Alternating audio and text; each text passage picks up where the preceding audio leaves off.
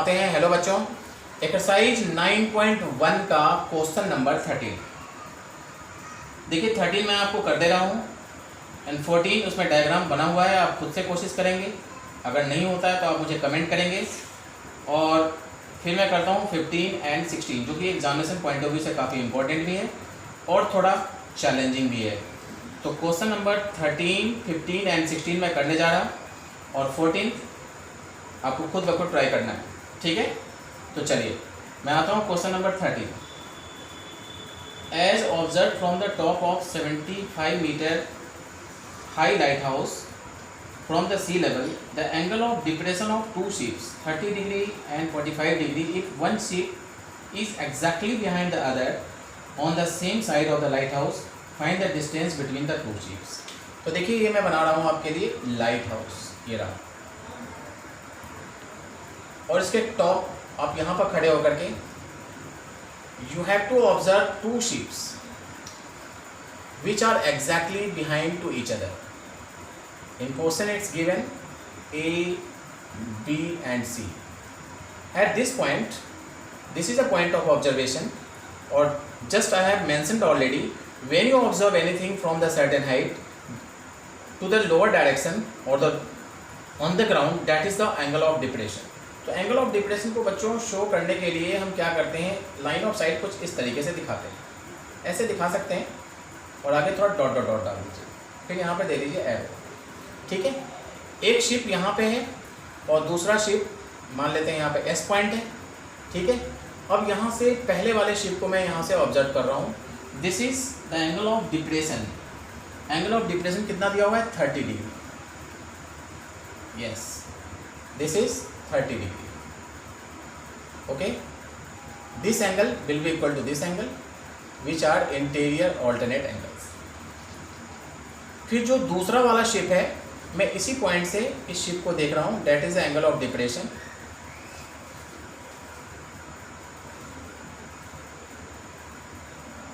ठीक, ये एंगल आपका दिया हुआ है 45 degree and this is 45 degree. अब इन दोनों शिप के बीच का डिस्टेंस हमें कैलकुलेट करना है, जिसे मान लेते हैं x, right. And height of the lighthouse is 75 metre. बहुत ही आसान क्वेश्चन है, आप खुद भी कर सकते हैं, ठीक है बच्चों। तो चलिए मैं आपको बता देता हूं फटाफट। This is n in triangle ABC। मैं पूरे ट्राइंगल को ले रहा हूं। tan 30 degree will be equal to perpendicular upon base, फिर से वही कहानी 75 upon x plus SB। Point कुछ भी ले सकते हैं, 1/√3 that is 75 upon x plus SB। Cross multiply कर देते हैं तो x plus SB will be equal to 75√3। SB की वैल्यू हो जाएगी 75√3 minus x। This is equation first. इसी तरीके से बच्चों हम क्या करेंगे, इन ट्राइंगल SBC में लेते हैं। In triangle SBC tan 45 will be equal to 75, that is perpendicular upon base, that is SB. tan 45 is 1, 75 upon SB. So the value of SB is how much? This is 75. This is equation second. Equation first and second से SB और SB क्या हो जाएंगे, cancel out हो जाते हैं, equate हो जाते हैं, और फिर दोनों को एक दूसरे के बराबर लिख देते हैं हम। तो कितना हो जाएगा, 75√3 minus x will be equal to 75। x उधर चला जाएगा तो x की वैल्यू आ जाएगी 75, कॉमन ले लेंगे, डेट इज √3 माइनस 1 मीटर।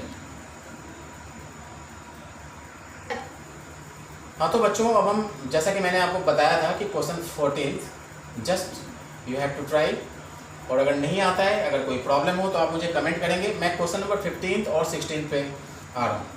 तो क्वेश्चन नंबर 15 में ये कहा जा रहा है कि एक टावर पे आप खड़े होकर के आप एक कार को ऑब्जर्व कर रहे हैं, ठीक है। यहाँ पर आप खड़े होकर के at this point, this is the point of observation. एक कार कहाँ पे है, यहाँ पर है, right. ABC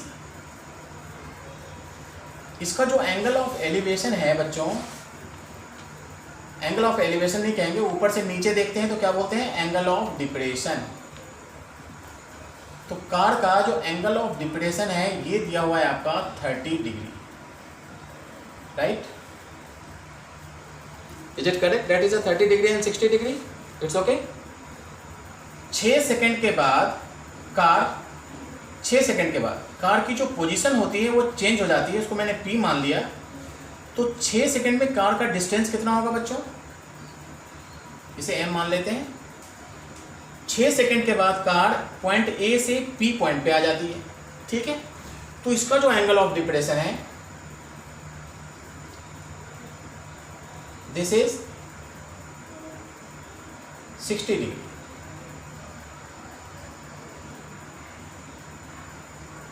this is 60 and this is 60 degree, ठीक है? तो हमें ये डिस्टेंस निकालना है। क्वेश्चन में ये कहा जा रहा है कि 6 सेकंड में कार की पोजीशन चेंज होती है। तो अगर मैं स्पीड को अगर मैं v मीटर पर सेकंड मान लेता हूँ, क्या मान लेता हूँ, v मीटर पर सेकंड कार की स्पीड है, और टाइम को मान लेता हूँ t। तो फर्स्ट सिचुएशन में टाइम इज t सेकंड। तो फर्स्ट सिचुएशन में कार के लिए टाइम दिया हुआ है, तो टाइम इज इक्वल टू क्या होता है, distance into time. Time is equal to क्या होगा, that is speed is equal to distance upon time. और हमें फाइंड आउट क्या करना है, डिस्टेंस। तो distance will be equal to speed into time. Time is given 6 second, तो 6 second में कार का जो डिस्टेंस होगा वो 6v होगा। और क्वेश्चन में ये पूछा जा रहा है कि कार को यहाँ से यहाँ तक आने में कितना टाइम लगता है। तो स्पीड तो मैंने v माना है, कार की जो स्पीड है वो यूनिफॉर्म दी हुई है, इसको मान लेते हैं vt। ओके, तो आप इसका आंसर देखेंगे तो 3 सेकंड आएगा। बहुत ही सिंपल क्वेश्चन है और काफ़ी अच्छा क्वेश्चन है एग्जाम के पॉइंट ऑफ व्यू से। तो चलिए मैं पूरे ट्राइंगल को लेता हूँ। In triangle ABC tan 30 will be equal to, इसे मैं h ले लेता हूँ, हालांकि इसकी ज़रूरत तो है नहीं, तो इक्वेट हो जाएगा 6v plus vt। tan 60 is 1/√3 h upon 6v plus vt। तो √3h will be equal to, cross multiply कर रहा हूँ, 6v plus vt। So h will be equal to 6v plus vt upon √3। This is equation first. अब क्या करते हैं बच्चों, इस छोटे से ट्राइंगल में लेंगे। In triangle ABC tan 60 will be equal to h upon vt। tan 60 is how much? This is √3h upon vt. By cross multiplication h will be equal to √3vt. This is equation second. Equation first and second से क्या होगा बच्चों, h and h will be equated out. So this will be equal to this 6v plus vt upon √3 will be equal to √3vt. √3 यहाँ आ जाएगा बच्चों, तो ये हो जाएगा 6v plus vt will be equal to √3 into √3, that is 3vt। vt उधर चला जाएगा तो इसकी वैल्यू आ जाएगी 2vt will be equal to 6v, right?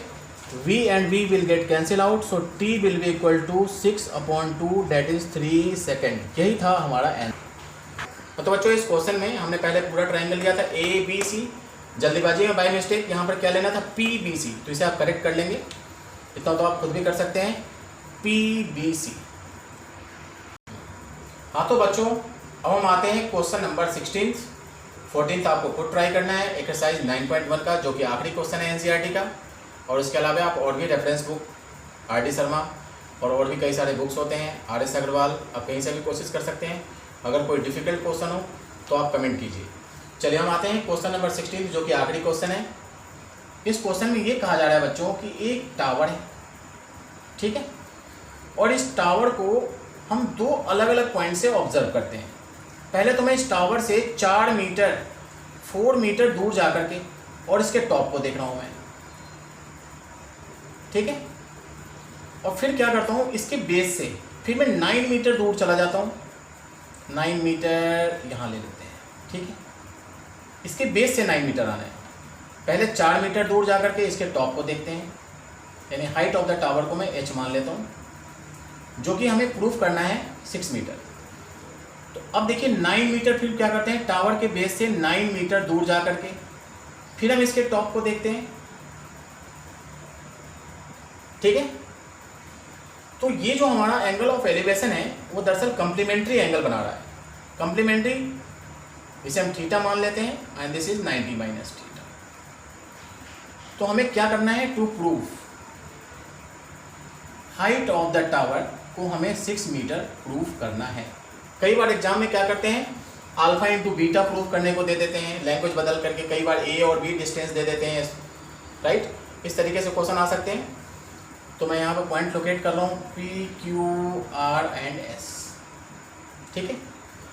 ऐसा कुछ भी नहीं है कि यहीं पे थीटा लेना है, चाहे तो आप इसे थीटा और इसे 90 माइनस थीटा आप ले सकते हैं, राइट। कंप्लीमेंट्री एंगल्स आप जानते भी होंगे कि अगर टू एंगल्स का सम अगर 90 डिग्री हो तो कंप्लीमेंट्री एंगल्स होते हैं।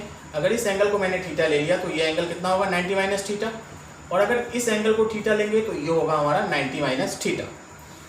तो चलिए मैं पहले पूरे ट्रायंगल को ले लेता हूँ, in triangle P R S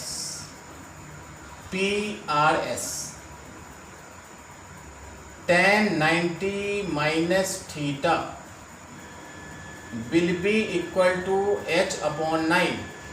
tan 90 minus theta is cot theta will be equal to h upon 9. This is equation first.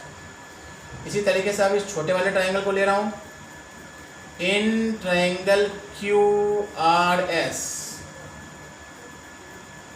tan theta will be equal to h upon 4. Very simple. और आपने पीछे trigonometry में पढ़ा था कि अब दोनों equation को क्या करना है, हमें मल्टीप्लाई करना है। तो इसके नीचे आप लिख सकते हैं multiplying equation first by second. मैं इसे इस तरीके से लिख रहा हूँ, फर्स्ट बाय सेकंड हमें क्या करना है, मल्टीप्लाई करना है।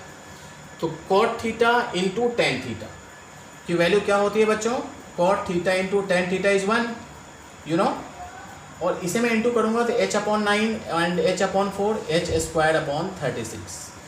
तो ये आ जाता है हमारा 1 h square upon 36। It implies that h square will be equal to 36, so h will be equal to 6 metre. हमें यही प्रूफ करना था। It's so simple.